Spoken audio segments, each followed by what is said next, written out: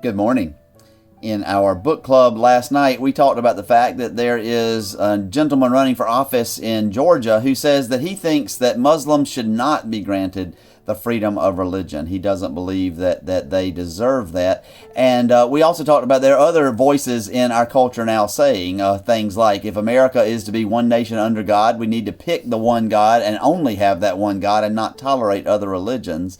And that flies in the face not only of our First Amendment to the Constitution, but really even more importantly as Christians, it flies in the face of a long, long history of Christians arguing for the freedom of religion for everyone rather than only for Christianity. You may be aware Constantine issued his Edict of Milan in 313. Now think about that. In the year 313, Constantine issues this edict, and in part it reads, "Freedom and full liberty has been granted in accordance with the peace of our times, to exercise free choice in worshiping as each one has seen fit.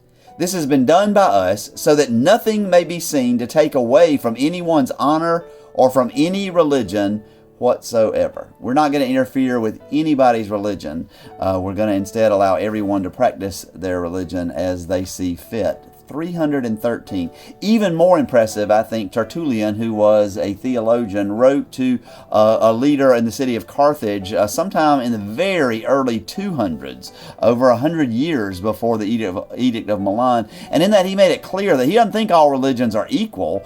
He is very clear that his religion, and he was a Christian, is the one true religion. Nevertheless, he argued for religious liberty. And here's what he wrote. "We are worshipers of one God, of whose existence and character nature teaches all men, at whose lightnings and thunders you tremble, whose benefits minister to your happiness.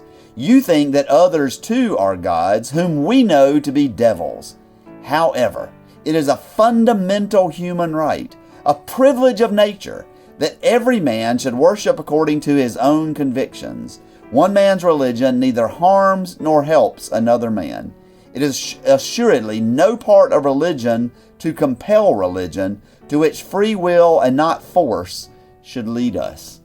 This is powerful, I think, during Lent, because Lent is a time in which we recognize that Jesus goes to Jerusalem and he is crucified in Jerusalem because he would not bend to the will of those who said, you have to follow our religion the way we tell you have to follow our religion, or there will be consequences. And it's amazing when you think that what was Jesus' crime? He said that we should love God and love one another. But that was a great crime because it wasn't what the religious leaders were telling him. The other things, at least, that Jesus were doing and saying weren't in accordance with what they thought. And so they were trying to coerce and compel Christ to act the way that they wanted him to. And when he refused to and ran afoul of them, they saw that he was done away with.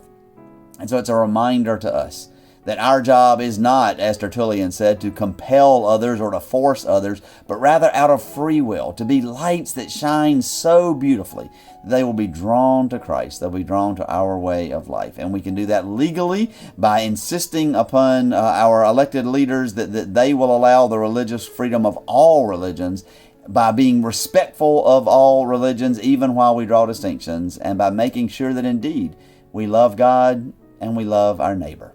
And we can do those things, of course, because God is with us. Amen.